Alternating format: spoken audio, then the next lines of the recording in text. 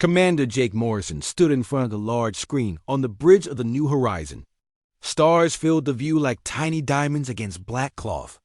He had been looking at the same sight for 3 years now, ever since they left Earth to find new worlds for humans to live on. The ship carried 50,000 people in cold sleep, all hoping for a better life among the stars. "Sir, we have something strange on the sensors," said Lieutenant Amy Brooks from her station. Her voice had a worried tone that made Jake turn around quickly. "What kind of strange?" Jake walked over to her console. The screen showed dots of light scattered across a map of space, but something was wrong. Several dots that should have been there were missing. "3 star systems that were on our charts are gone, sir. Just gone. No light, no radio signals, nothing." Amy's fingers moved across the controls, checking the readings again and again. Jake felt a cold feeling in his stomach. Stars did not just disappear. They burned for billions of years before they died, and when they died, they left behind something. But these had vanished completely. "Maybe our equipment is broken," said Ensign Carl Davis from the communications desk. He was young and still hoped that simple answers could explain strange things. "Run a full diagnostic on all sensors," Jake ordered. "Amy, plot a course to the nearest missing system. We need to see this for ourselves." Dr. Lisa Carter walked onto the bridge just as Jake gave his orders. She was the chief scientist on the ship, a woman who had spent her whole life studying space and the things in it. Her gray hair was tied back, and her eyes looked tired from too many hours in the lab. "Commander, I heard the crew talking about missing stars. Is it true?" she asked. Jake nodded. 3 systems, all gone. We are going to take a look." Lisa's face went pale. "How far apart were these systems?" Amy checked her screen. "About 50 light years from each other, spread across this whole sector." "That is not possible," Lisa said quietly. Nothing natural could destroy 3 star systems that fast and that far apart. The New Horizon changed course and headed toward where the first star should have been. It took them 6 hours to reach the edge of what used to be the Kepler 442 system. Jake had read about this system in school. It had a yellow star like Earth's sun and 3 planets, one of which might have had life. Now there was nothing, the empty space where the star had been felt wrong. Jake had never seen anything like it. It was not just dark. It was like the darkness ate light itself. Their ship's lights seemed dimmer when they pointed them toward the empty spot. "Sir, I am getting some readings from the area," Amy said. "There is something there, but it is not giving off any light or heat." "Put it on the main screen," Jake ordered. The screen showed a fuzzy image of something huge floating in space. It was hard to see because it was darker than the space around it. But slowly, the computer was able to make out its shape. It looked like a giant sphere, bigger than any planet Jake had ever seen. "How big is that thing?" he asked. "About the size of Jupiter, sir," Amy answered. "But it is not made of gas like Jupiter. The scans show it is solid metal and something else we cannot identify." Dr. Carter moved closer to the screen. "This is not natural. Someone built this thing." Before Jake could answer, the communication system made a loud beeping sound. Carl rushed to his station and put on his headset. "Sir, I am picking up a transmission. It is very weak and broken up, but it sounds like a distress call." "Put it through the speakers," Jake said. The bridge filled with the sound of static and broken words. Through the noise, they could hear a voice speaking in a language none of them knew, but the fear in the voice was clear. The speaker was terrified. "Can you clean up the signal?" Jake asked. Carl worked on his controls for several minutes. Slowly, the static cleared enough for them to hear more words. The computer tried to translate the language. "Warning, all ships, stay away. They eat stars, they eat everything, The darkness comes, no escape." The message repeated several times and then stopped. The bridge became very quiet. "Sir," Amy said in a small voice, "I am picking up more of those dark objects. They are moving toward other star systems." "They are moving toward other star systems," Jake said. "They are moving toward other star systems." "They are moving toward other star systems." "They are moving toward other star systems." "They are moving toward other star systems." "They are moving toward other star systems." Jake felt his heart start beating faster. How many? I count at least 20, sir. And they are all moving in the same direction. Dr. Carter grabbed Jake's arm. Commander, what direction are they moving? Amy checked her screen again. Her face went white. They are heading toward Earth, sir. All of them. Jake stared at the dark sphere on the screen. Whatever these things were, they had destroyed 3 star systems already. Now they were moving toward his home, toward Earth, toward the billions of people who had no idea what was coming for them. How long until they reach Earth? Yes, Dr. Carter was already working on her computer. If they keep moving at their current speed, about 6 months. 6 months to save Earth. 6 months to figure out how to stop something that could eat entire stars. Jake had led the New Horizon through space storms and equipment failures, but this was different. This was bigger than anything humans had ever faced. Carl, send a message to Earth immediately. Tell them what we found and warn them about these things, Jake ordered. Yes, sir. But it will take 3 months for the message to reach Earth at this distance. Jake nodded. 3 months for the warning to arrive, and then only 3 more months for Earth to prepare. It did not seem like enough. Time. Amy, change course. We need to follow these things and learn everything we can about them. Dr. Carter, I want you and your team to study all our sensor data. Find out what these objects are and how they work. What are we going to call them, sir? Amy asked Jake. Looked at the dark sphere that had swallowed an entire star system. The crew is already calling them Eclipsers. It seems like the right name. As the New Horizon turned to follow the Eclipsers, Jake wondered if 6 months would be enough time to save Earth. He wondered if anything could stop creatures that ate stars like humans ate food. But he knew one thing for sure. They had to try. The New Horizon had been following the Eclipsers for 2 weeks when they found the refugee ships. Jake Morrison was in his quarters trying to sleep when the alarm sounded. He jumped out of bed and ran to the bridge in his uniform shirt and pants. Report, he said as he stepped onto the bridge. Sir, we have 12 ships on sensors.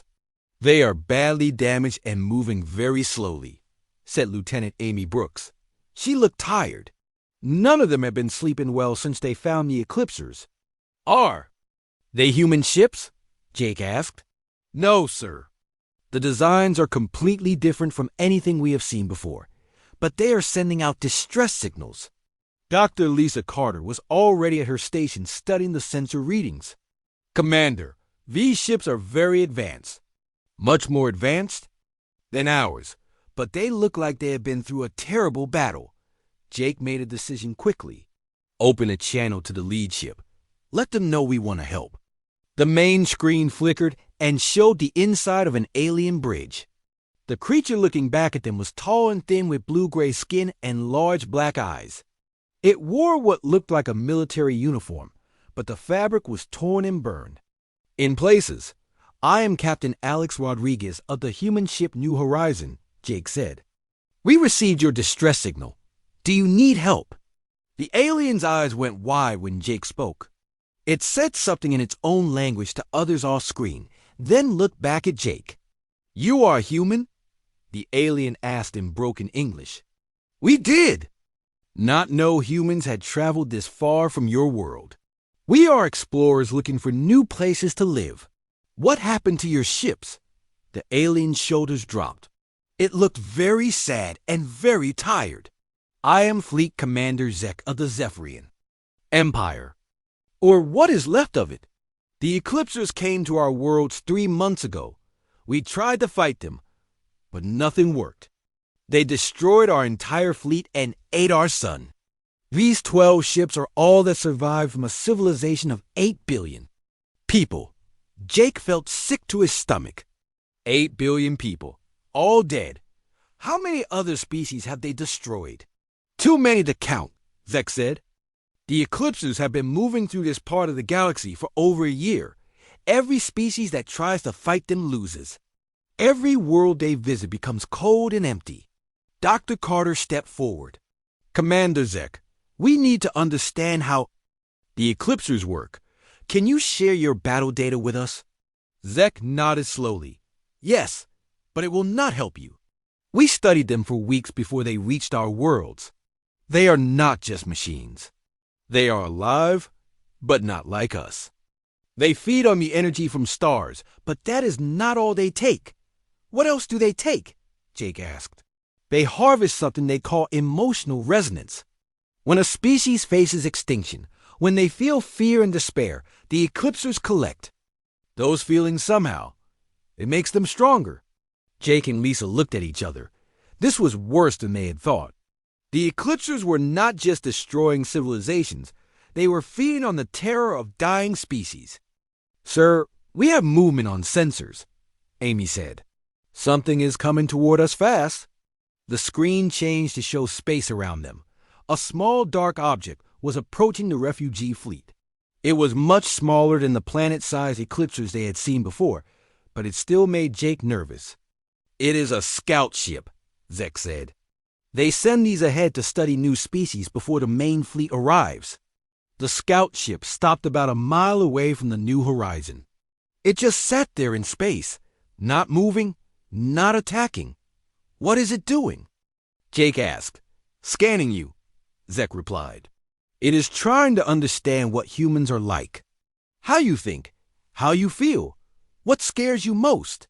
Marine Sergeant Kelly Thompson had been standing quietly near the back of the bridge, but now she stepped forward. Kelly was a tough woman who had grown up in the rough parts of Chicago. She had joined the Marines to see the galaxy and protect people. Sir, permission to speak freely, she said. Go ahead, Sergeant. Maybe that is our advantage. These things feed on fear and despair, right? But humans are weird when it comes to emotions.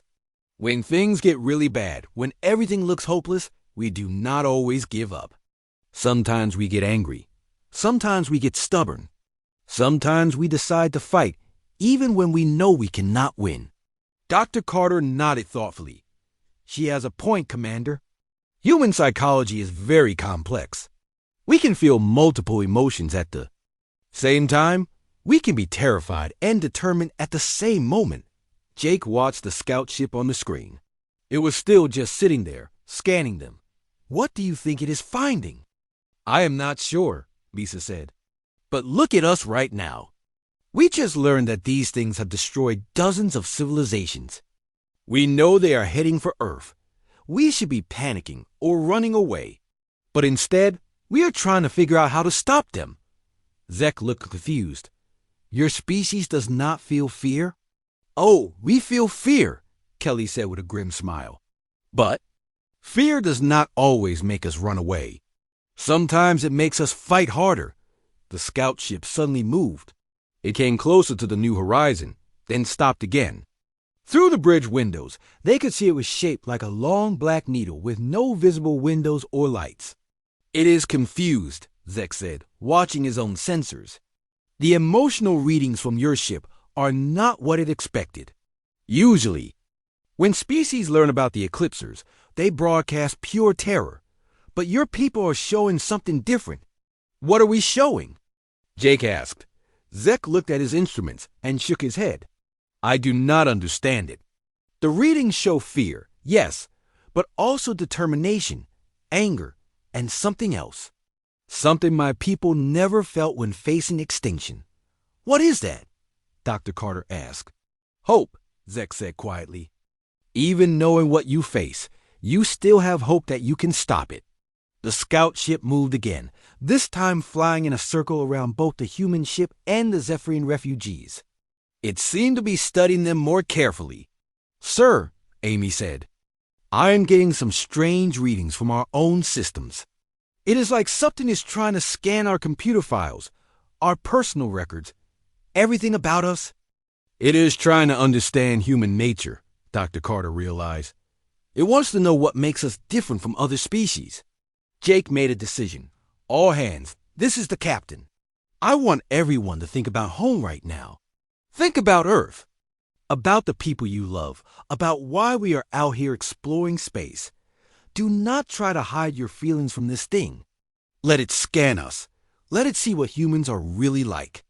Throughout the ship, 50,000 people in cold sleet, and 500 active crew members began thinking about Earth. They thought about family, about friends, about blue skies and green forests. They thought about children playing in parks and lovers, walking on beaches, but they also thought about protecting those things. They thought about standing up to bullies, about refusing to give up when things got hard.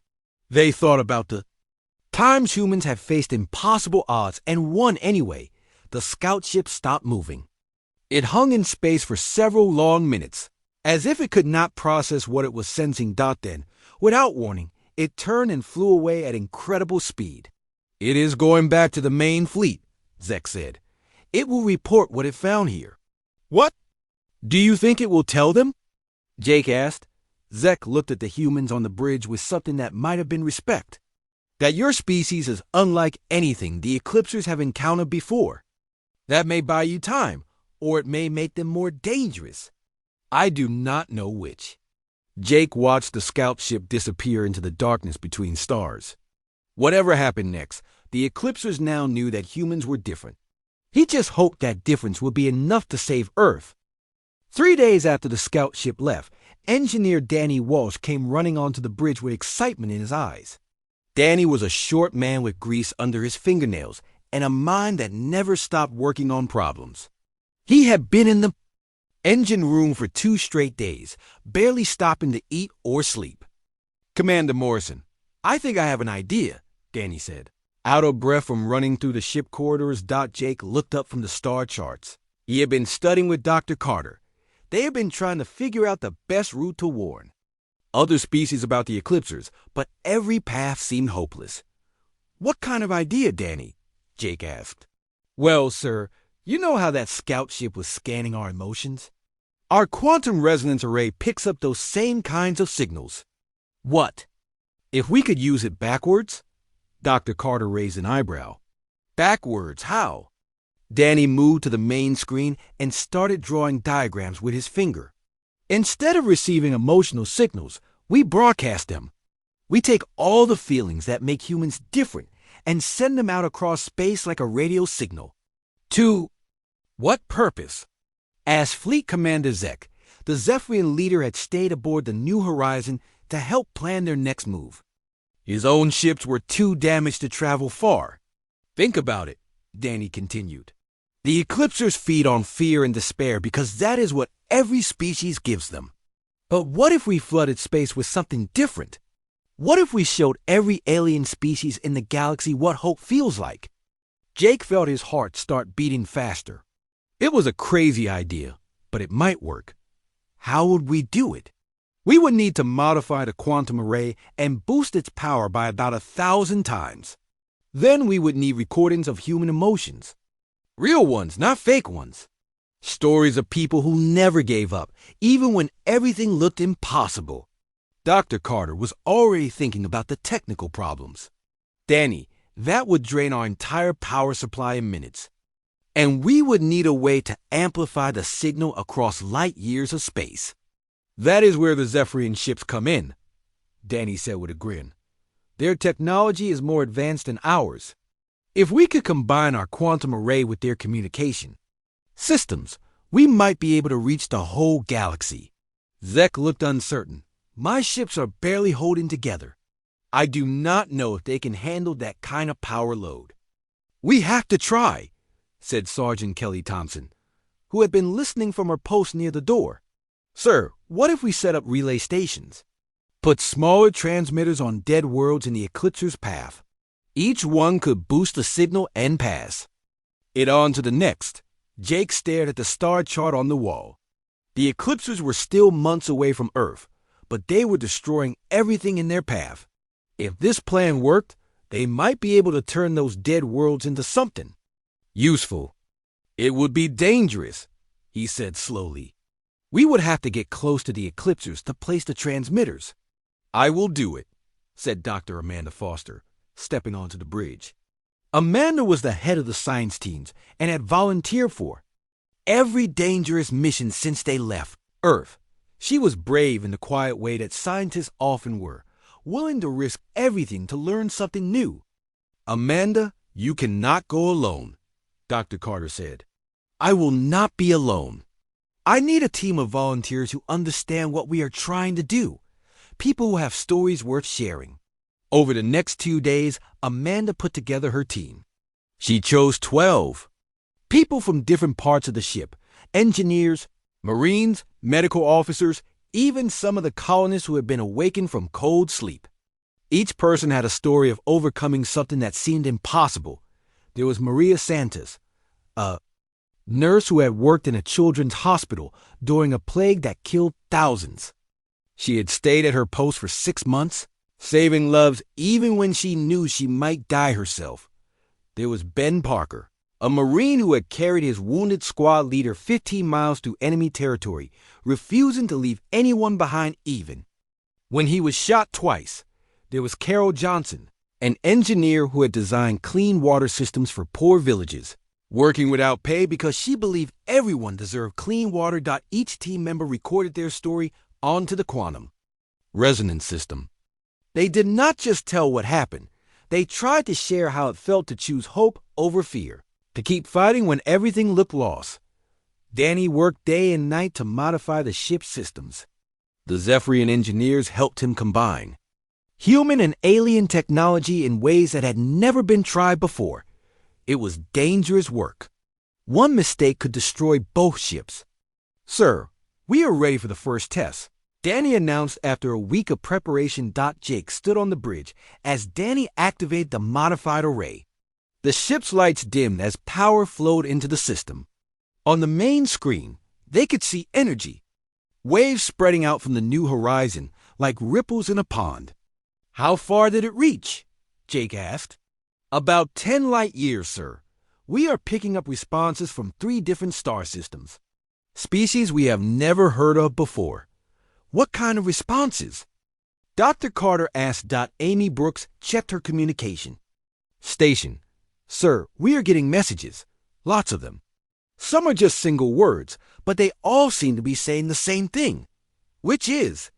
Amy looked up with tears in her eyes. They are saying thank you, sir. They are saying they had forgotten what hope felt like. The first beacon mission launched 3 days later. Amanda Foster and her team took a modified shuttle to a dead world that had been consumed by the Eclipsers 6 months before. The planet was cold and dark, its surface covered in strange black crystals that seemed to absorb light. This place gives me the creeps, said Ben Parker as they worked to install the quantum transmitter on the planet's surface. That is the point, Amanda replied, connecting power cables to the device. The Eclipsers left this world as a monument to despair. We are going to turn it into a beacon of hope. The transmitter was larger than a house and covered with antennas that pointed in all directions.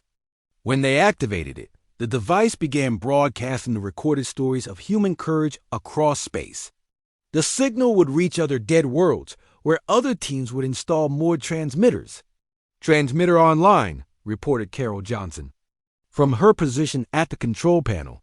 Signal strength is good. We should be able to reach the next target system. As they flew back to the new horizon, Amanda looked out the shuttle window at the dead planet below. For the first time in months, it did not look completely hopeless. The transmitter's lights blinked steadily in the darkness, like a lighthouse in a storm. Sir, we are getting reports from other teams, Amy announced when they returned to the ship. 5 more transmitters are online. The signal is spreading faster than we hoped.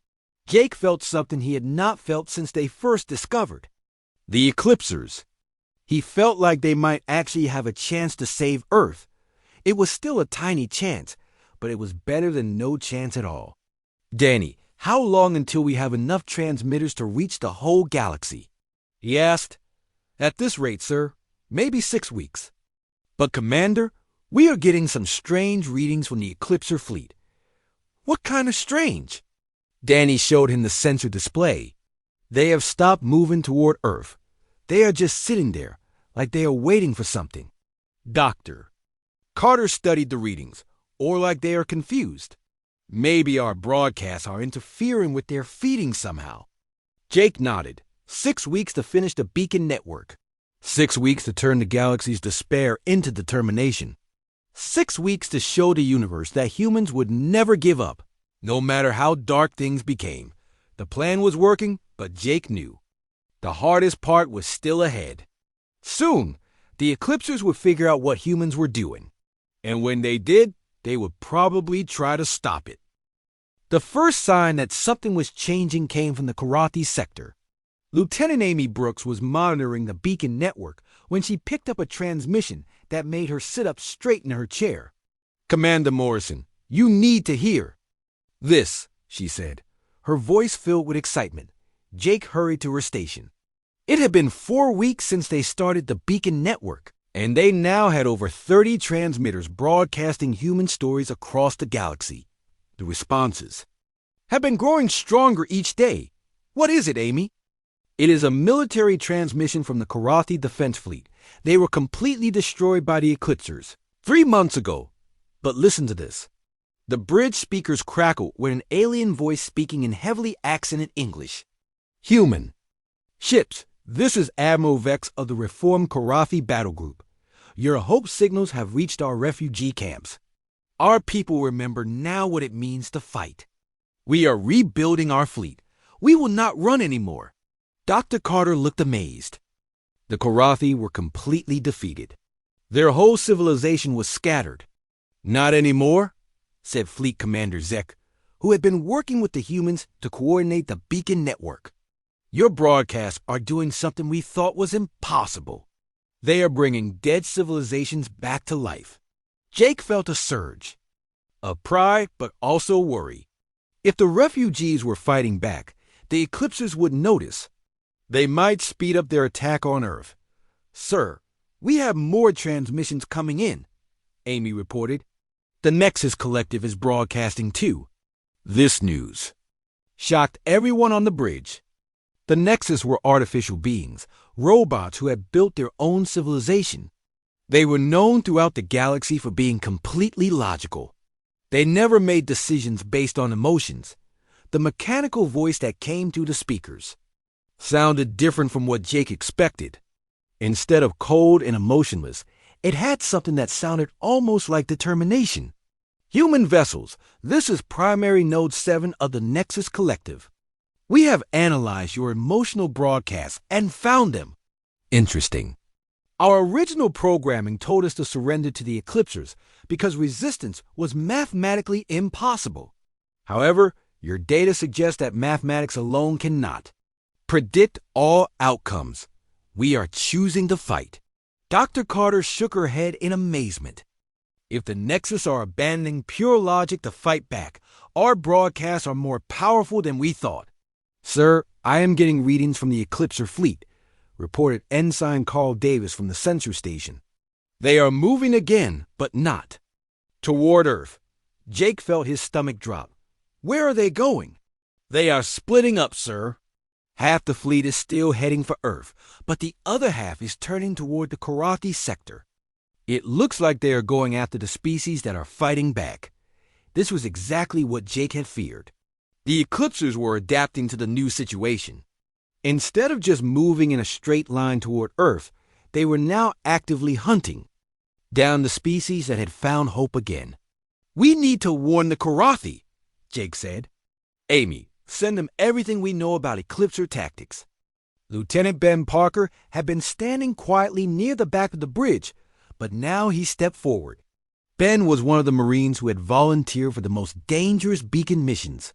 He had personally installed 5 transmitters on dead worlds, always managing to stay ahead of Eclipser scout ships. "Sir, I have an idea," Ben said. "What if we capture one of their scout ships?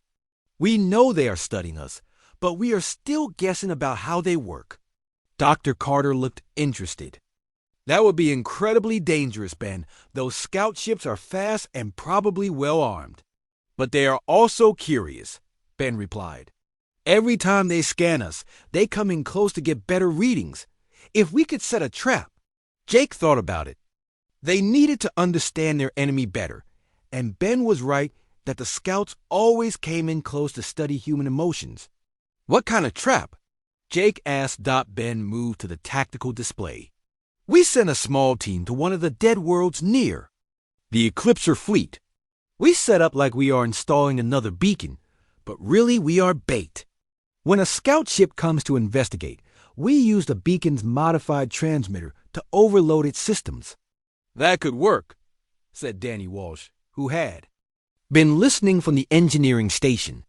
If we reverse the quantum resonance field, it might disrupt their ship systems long enough to capture it. Zek looked worried. The risk is enormous. If you fail, the Eclipsers will know exactly what you are planning. We are already running out of time, Jake said. The fleet heading for Earth will arrive in 2 months. We need to learn everything we can about them. The mission launched 2 days later. Ben Parker led a team of 6 volunteers to a dead world called Zarium Prime. It had once been home to a peaceful species called the Tal, who were known for their beautiful music and art. Now it was a cold, empty rock covered in the same dark. Crystals that marked every world the Eclipsers had consumed. This place used to have floating cities, said Marine Corporal Rita Hayes as they set up their equipment. The Tau built them to flow in the clouds so they could be closer to their 3 moons. Now look at it, replied Engineer Tom Bradley, connecting cables to the fake beacon transmitter. No atmosphere, no life, nothing but rocks and those creepy black crystals. Ben checked his watch. According to their calculations, an Eclipser scout should arrive within 6 hours. The scout ship seemed to follow a regular patrol pattern, checking on dead worlds to make sure no one was trying to use them. Remember, when that scout ship shows up, we need to act like we are really installing a beacon, Ben told his team.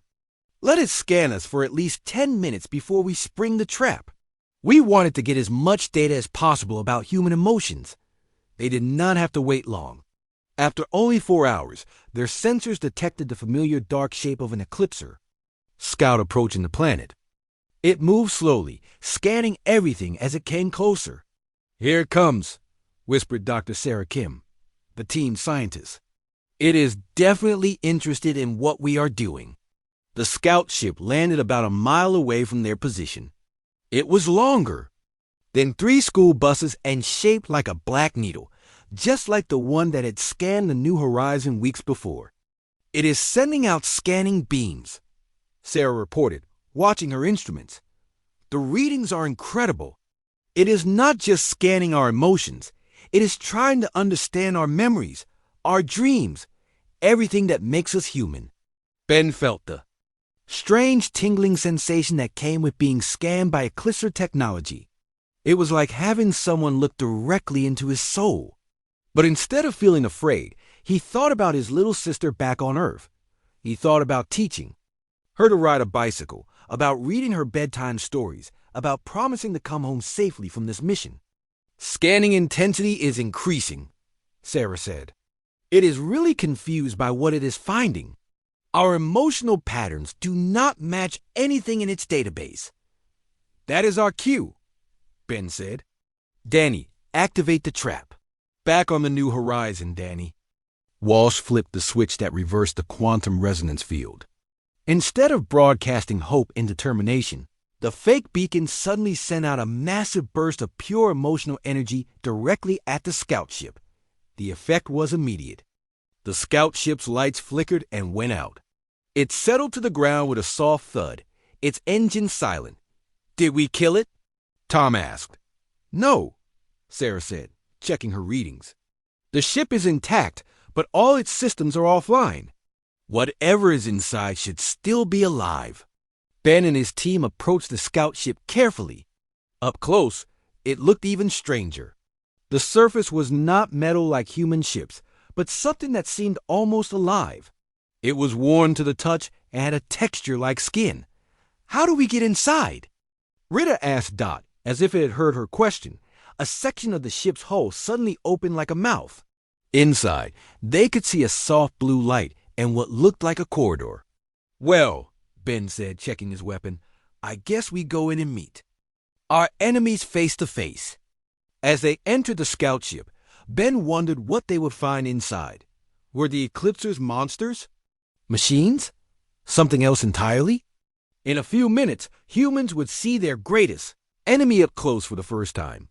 Whatever they discovered inside that ship would change everything. Inside the scout ship, Ben Parker and his team found something they never expected. The corridors were not filled with metal walls and computer screens like human ships. Instead, everything looked organic, like they were walking inside a living creature. The walls pulsed with a soft heartbeat, and the blue light came from veins that ran through the ceiling. "This is not a ship," whispered Dr. Sarah Kim, running her scanner over the strange walls. "This is some kind of biological organism." They moved deeper into the ship until they reached what looked like a command center. In the middle of the room, floating in a tank of clear liquid, was the pilot. Ben had expected to see a monster or a robot, but what he found made him stop breathing. The creature in the tank looked almost human. It was tall and thin with pale skin and long white hair that floated around its face. Its eyes were closed, but Ben could see that it was alive.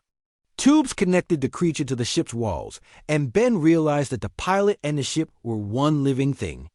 "My God," said Marine Corporal Rita Hayes. "It is not controlling the ship. It is the ship." Suddenly, the creature's eyes opened. They were completely white with no pupils, but Ben could tell it was looking directly at him. When it spoke, the words came not from its mouth, but from the walls around them. "Human," the voice said, sounding sad and tired. "You have captured me, but it will not help you. The Great Fleet comes for your world, and nothing can stop them." Ben stepped closer to the tank. "Who are you? What are the Eclipsers really?" The creature's white eyes seemed to focus on him. "We are the consumed. We are what remains of the first species the darkness took. That was 10 million years ago, in a universe that no longer exists." Dr. Sarah Kim moved her scanner closer to the tank. "You are not from our universe?" "Our universe died," the creature continued. "All the stars went cold. All life ended. But we found a way to escape into other realities, other dimensions. We learned to feed on the energy of living worlds to fuel our journey." Ben felt a chill run down his spine. "You have been doing this for 10 million years? Destroying civilizations just to survive? At first, we only took what we needed, but hunger changes you. Each world we consumed made us hungrier for the next. We told ourselves it was necessary for survival, but that was a lie. We had become something monstrous." Ritter stepped forward, her weapon ready. "Then why do you keep doing it?" The creature's expression changed. For a moment, it looked almost human.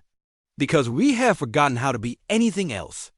We have consumed so many worlds, absorbed so much fear and despair, that we have lost ours completely." "Until now? What do you mean, until now?" Ben asked. "Your emotional broadcasts. They carry something we have not felt in millions of years. When we scan your species, we do not just find the usual fear and despair. We find ... memories." The walls around them began to change color, shifting from blue to soft gold.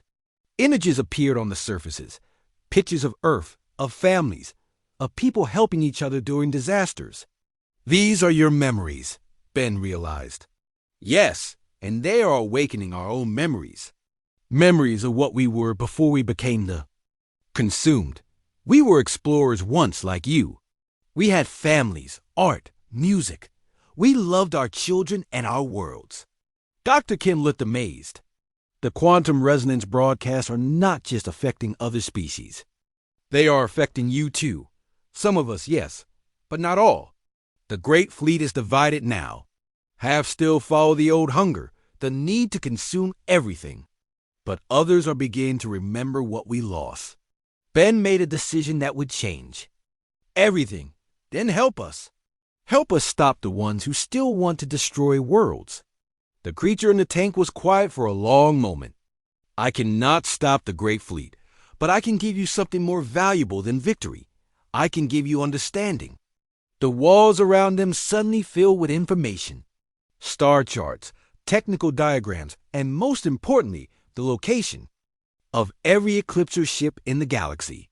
"The fleet heading for your Earth will arrive in 37 days, the creature said. "It is led by the Prime Consumer, the first of us to embrace the hunger completely. He will not listen to reason or mercy. But there is a weakness. What weakness? Ben asked quickly. The Prime Consumer draws power from a device called the Heart of Darkness. It is located in the center of the largest ship. The heart stores the emotional energy we have collected from destroyed civilizations. If it were overloaded with the wrong kind of emotional energy, it would explode, Dr. Kim finished, taking the entire fleet with it. Yes, but the explosion would require someone to carry the overload directly to the heart. It would be a suicide mission. Ben looked at his team. They all understood what this meant. Someone would have to fly directly into the largest Eclipser ship and sacrifice themselves to save Earth. There is more, the creature continued. Your beacon network has spread farther. Then you know, 53 species have joined the resistance. They are gathering near your solar system for a final battle. 53 species? Ritter asked in amazement. Your Hope broadcasts have reached every corner of the galaxy. Species that had given up are fighting again. Some, like the Tau whose world you are standing on, are rebuilding their fleets from wreckage. Others are sending their last remaining ships to join the battle. The creature's tank began to glow brighter. I am dying. The separation from the fleet is killing me. But before I go, I will send one final transmission to the other ships in my patrol group. Some of them still remember what we used to be. They might join your side. Why are you helping us? Ben asked. The creature smiled, and for a moment its white eyes seemed almost human. Because when I scanned your mind, I saw something beautiful. I saw you thinking about your sister, about teaching her to ride a bicycle. I remember teaching my own daughter to fly among the crystal mountains of our homeworld. I remembered what love feels like. Captain Lisa Brooks had taken command of the growing Alliance fleet that was gathering near Earth. She stood on the bridge of her new flagship, a massive Karathi battleship that had been rebuilt from scrap by refugee engineers. Through the viewports, she could see hundreds of ships from dozens of species, all united by the human broadcast of hope. Ma'am, we have the final fleet count, reported her communications officer, Ensign Mark Torres. 237 ships total. The Tau have sent their entire remaining fleet, 26 crystal ships. The Nexus Collective has contributed 50 of their most advanced vessels. Even the Zephyrians have managed to repair enough ships to join us. Lisa nodded, but she knew the numbers were not good enough. Intelligence reports from Ben Parker's captured scout ship showed that the Eclipser fleet heading for Earth had over 500 ships, including the massive flagship that was larger than Earth's moon. Ma'am, incoming transmission from Earth, Mark announced. The main screen showed the familiar face of Admiral Janet Cross, commander of Earth's Space Forces. Behind her, Lisa could see the blue curve of their homeworld. Lisa, we have received your battle plans. Every person on Earth knows what is coming. We are ready to do our part. Lisa felt tears in her eyes. Admiral, we may not be able to stop. All of them. Some Eclipser ships might get through to Earth. We understand, Captain. But thanks to your beacon network, we are not the same species that left Earth 5 years ago. Every human on the planet has heard the stories of courage you have been broadcasting. We know what we are fighting for. The transmission ended, and Lisa turned to address her mixed crew of humans and aliens. All stations, prepare for battle. In 36 hours, we make our stand. For Earth, for every world the Eclipsers have destroyed, and for the memory of what we all used to be before we learned to hope again. As the Allied fleet moved into position around Earth's solar system, Lisa thought about the creature in Ben's captured scout ship. It had died helping them, remembering love in its final moments. If they could help the Eclipsers remember what they used to be, maybe this war would end with healing instead of destruction. But first, they had to survive. The next 36 hours. The Eclipser fleet arrived at Earth's solar system like a shadow falling across the stars. Commander Ryan Hayes watched from the bridge of his modified fighter ship as 500 dark vessels moved past Jupiter's orbit. The largest ship in the center was so massive that it blocked out whole sections of Starfield. "All units, this is Captain Brooks," came the voice over the communication system. "Remember the plan. We hold them here for as long as possible. Every minute we buy gives Earth more time to prepare." Ryan checked his instruments one final time. His ship had been specially modified with quantum resonance equipment that could overload the Heart of Darkness. It was a one-way trip, but someone had to make the sacrifice. Ryan had volunteered because he had no family waiting for him on Earth, but that was not really true. Every human alive was his family now. The battle began when the Eclipser scouts reached the outer edge of the Allied fleet. Laser beams and energy weapons lit up space like a deadly fireworks show.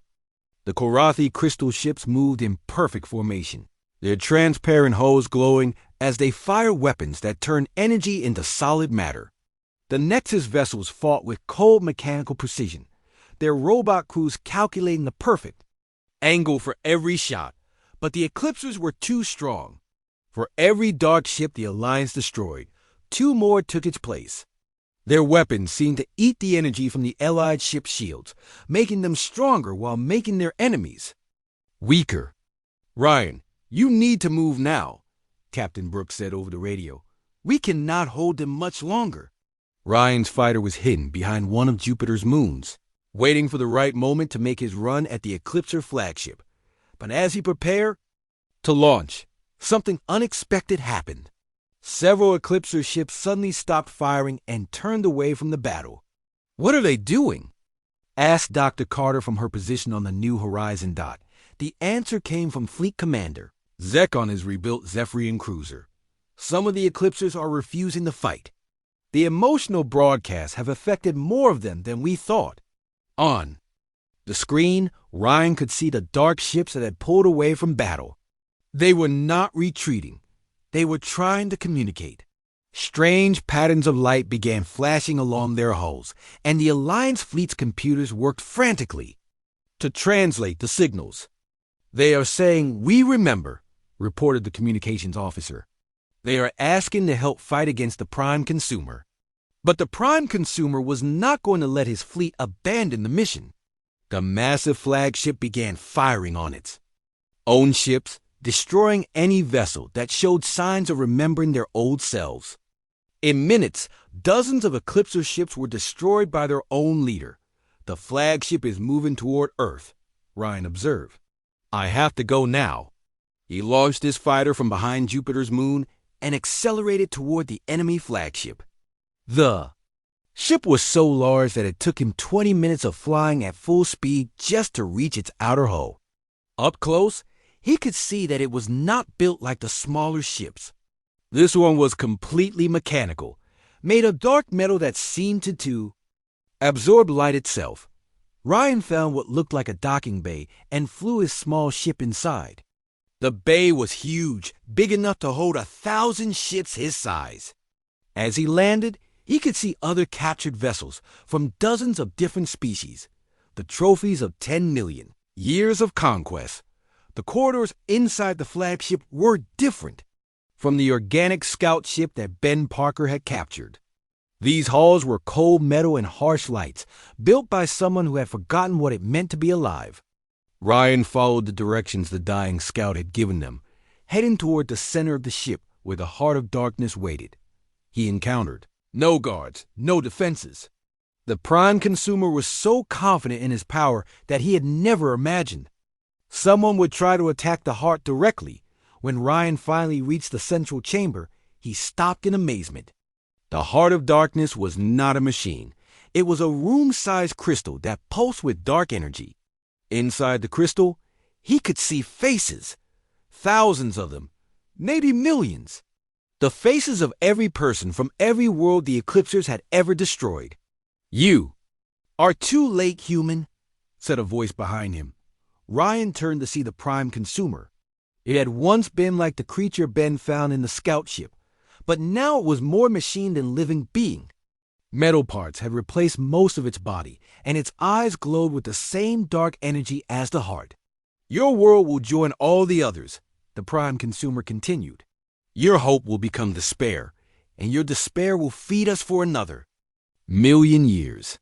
"No," Ryan said, activating the quantum resonance device on his ship. It will not. The device began broadcasting every human emotion that had been recorded in the beacon network.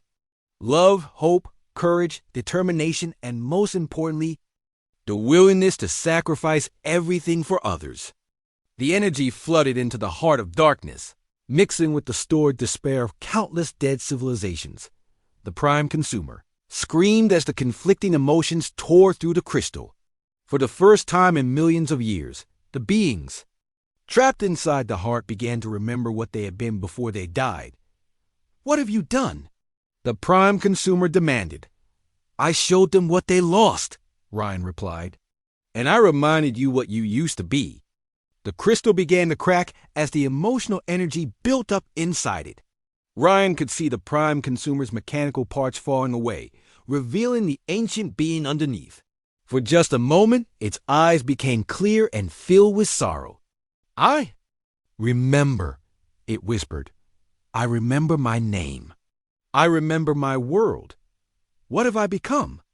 The heart of darkness exploded, sending waves of pure emotional energy throughout the Eclipser fleet. Ships that had been dark for millions of years suddenly blazed with light as their crews remembered who they used to be. The hunger that had driven them across dimensions was finally broken. Ryan's ship was destroyed in the explosion, but he died knowing that Earth was safe. More than that, he had helped an ancient species find their way back to the light. On Earth, people stood outside and watched as the Eclipser fleet began to glow with soft, warm light.